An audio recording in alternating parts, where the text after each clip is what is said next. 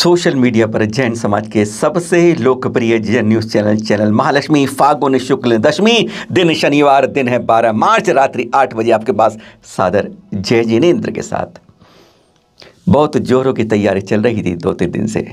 आचार्य श्री को आना ही होगा अनियत व्यारियों पर हमारी तैयारियां हमारी पल के आस बिछाए हैं। आना ही होगा इस अति क्षेत्र पटनागंज रहेली के अंदर सागर के अंदर। और सचमुच आज सुबह आचार्य श्री आ ही गए। लगभग टाइम था 7:30 बजे के आसपास। हर की आंखें जैसे पल के बिछाए था पूरा यहाँ पर समाज। लोक निर्माण मंत्री भार्गव जी भी यहाँ पर आए हुए थे उनकी अगुवाई के लिए। और ऐसे में आचार्य श्री का जब आगमन हुआ तो हर एक की आंखों में जैसे आंसू भी नम छलक रहे थे खुशियों के उस समय कि आचार्य श्री आखिर आ ही गए। इंतहा हो गई तेरे आने की और सचमुच आ गए। अब चाहते हैं आचार्य श्री यहाँ पर अपना स्वास्थ्य सुधार हो और वह यहाँ पर स्वस्थ होकर ही आगे बढ़ें।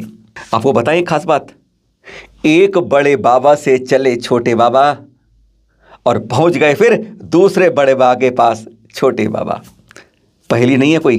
कुंडलपुर में बड़े बाबा के पास 87 दिन रहे आचार्य श्री। पंच कल्याणक महामहोत्सव का अभिषेक हुआ और अब आ गए हैं एक और बड़े बाबा। जी हाँ, इन पटनागंज के रहेली के भी महावीर प्रभु को यहाँ पर कहते हैं बड़े बाबा। अब नहीं कह रहे, सैकड़ों वर्षों से 800 वर्ष प्राचीन यह प्रतिमा है जिसको भी बड़े बाबा के नाम से पुकारा जाता है। बुंदेलखंड में कई जगह जाते रहे तो हर जगह आपको एक बड़े बाबा नजर आते हैं। वहां पर थे हमारे आदि प्रभु और यहाँ पर है हमारे महावीर प्रभु। बड़े बाबा के चरणों में आज आई गए छोटे बाबा। कैसे हैं हमारे आचार्य श्री, कैसी है उनकी नब्ज, कैसी है उनकी धड़कन, ये चित्र बता रहे हैं। आपको बताने की जरूरत नहीं है। माथे पर शिकन नहीं आती है। आत्मल मेरू की तरह मजबूत है। शक्ति इतनी है कि उसके सामने अच्छे अच्छे पत्थर भी चलायमान हो जाते हैं। पर शारीरिक रूप से कमजोरी है, अस्वस्थ हैं। शरीर की कमजोरी साफ बताती है पर माथे पर शिखर नहीं आती है। कहते हैं लड़ूंगा, इससे लड़के दिखाऊंगा। आत्मबल के सामने, मानसिक बल के सामने यह तन का बल क्या कर पाएगा। शरीर मुझे नहीं देखना है, आत्मा मेरी अब से मजबूत है। यही हमारे जिस पर जीत रहे हैं हमारे आचार्य श्री। देख रहे हैं आप किस तरीके से वैयाव्रती इस डोली पर ही कर रहे हैं। पीड़ा कितनी है इसका महसूस हर हृदय के अंदर अपने आप हो जाता है।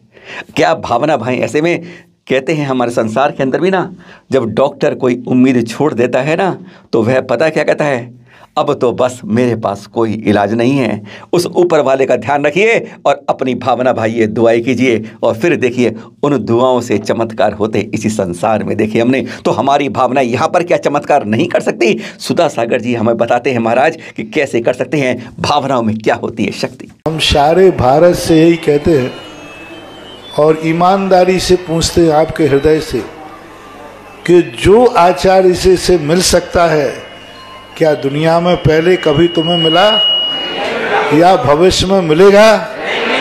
तो क्यों ना अपन सबे कहें कि हे प्रभु, जब भगवान के सामने पहुंचो कि हे भगवान, हमारे युग में, हमारे जीवन काल में आचार्य श्री का सद्भाव, आचार्य श्री की निरोगता सदा बनी रहे और वे जीवंत और जयवंत बने रहे। ऐसी भावना अपन लोग भा सकते हैं, भाना चाहिए। कई बार मन में शंका तो उठती है ना, इंसान ही हम ऐसे हैं, हर बात में कीड़ा उठता है हमारे दिमाग में। क्या भावनाओं से कुछ होता है? क्या दुआएं कुछ करती हैं?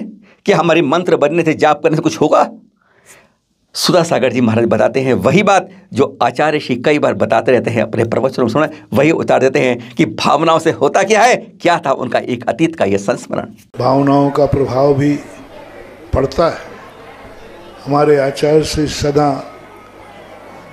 भावनाओं के ऊपर बड़ा जोर देते हैं। एक अयोध्या प्रसाद गोयली हुए, उन्होंने एक भावना लिखी जिसे आचार्य से भी कई बार कहा करते हैं कि एक राजा बहुत बीमार हुआ,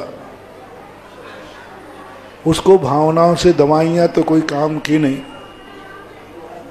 तो राजा के लिए उसने कहा वैद्य ने कि देखो दवाई तो कोई काम करेगी नहीं, आप कुछ ऐसा करें, आप इतना कुछ ऐसा करें कि आपकी प्रत्येक प्रजा को ये महसूस हो जाए कि ये इस राजा के अलावा कोई दूसरा कर ही नहीं सकता। यानी इस राजा का स्वस्थ रहना बहुत जरूरी है। यदि राजा स्वस्थ नहीं रहेगा तो फिर बहुत बड़ी हानि हो जाएगी। उस राजा ने सारी प्रजा को बहुत बहुत अपने 5-6 महीनों के अंदर बहुत सुख दिया, बहुत कुछ सुख दिया। तो प्रजा ने ये कहा, प्रजा ने भावना भाई कि हे भगवान, हमारा राजा अमर रहे और स्वस्थ रहे। बताते 6 महीने के अंदर वो राजा स्वस्थ हो गया बिना दवाई। चलिए आज और साथ में बड़े बाबा से बड़े बाबा पहुंचने के बाद छोटे बाबा को जान लिया, स्वास्थ्य जान लिया। अब इस अतिशय क्षेत्र पटनागंज की बात कर ले हम, बरेली क्षेत्र के, कि आखिर यहाँ खास बात क्या है। 1000 वर्ष लगभग प्राचीन है ये जो देख रहे हैं दृश्य आप इस अतिशय क्षेत्र के।